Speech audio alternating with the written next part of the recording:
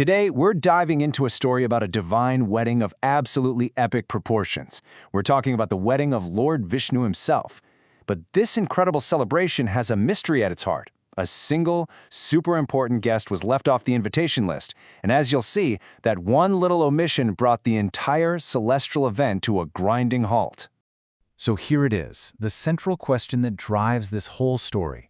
Why on earth would Lord Vishnu, one of the most powerful deities there is, not invite Lord Ganesha, the remover of obstacles, to his own wedding? It seems strange, right?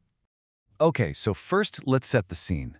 Just picture this. The occasion is the cosmic wedding of Lord Vishnu to the Goddess Lakshmi. This is a celebration on a scale that's almost impossible to imagine. And as you'd expect, the guest list was basically a who's who of the heavens.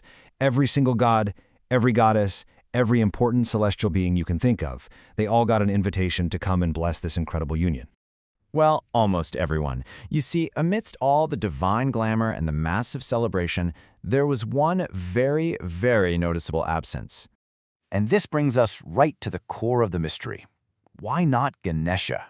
What could possibly be the reason for leaving him off the guest list? Well, it turns out Lord Vishnu had a very specific and honestly, a surprisingly practical reason. When asked about it, Lord Vishnu didn't really try to hide his logic. His reason wasn't coming from a bad place, not at all, but from what he thought was just a very simple, practical concern. Vishnu's reasoning was basically this. Ganesha eats so much. If I invite him, there's just not going to be enough food for anyone else. He'll eat it all by himself. So the decision wasn't personal at all. It was purely about catering. So the decision was made, and the incredible wedding procession set off. But as this parade of gods and goddesses would very quickly find out, their journey wasn't going to be quite as smooth as they'd planned. There was a pretty big obstacle waiting for them. The procession was moving along with all this divine energy, an absolutely amazing sight. But then, all of a sudden, the whole thing just stopped, dead in its tracks. And here was the problem. The main chariot, the most important one, was completely stuck in a ditch.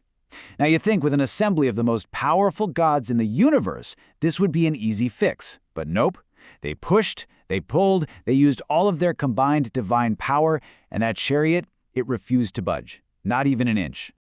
It was in that moment of total helplessness, with all their power being completely useless, that the real lesson of the story started to sink in. They had completely overlooked the importance of the Vignaharta. And as he stood there staring at that unmovable chariot, it all clicked for Lord Vishnu. This huge realization just washed over him.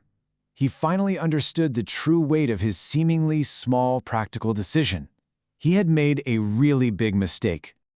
You see, this was his mistake. Lord Ganesha is known by a lot of names, but one of the most important ones is Vignaharta, which literally means the remover of obstacles.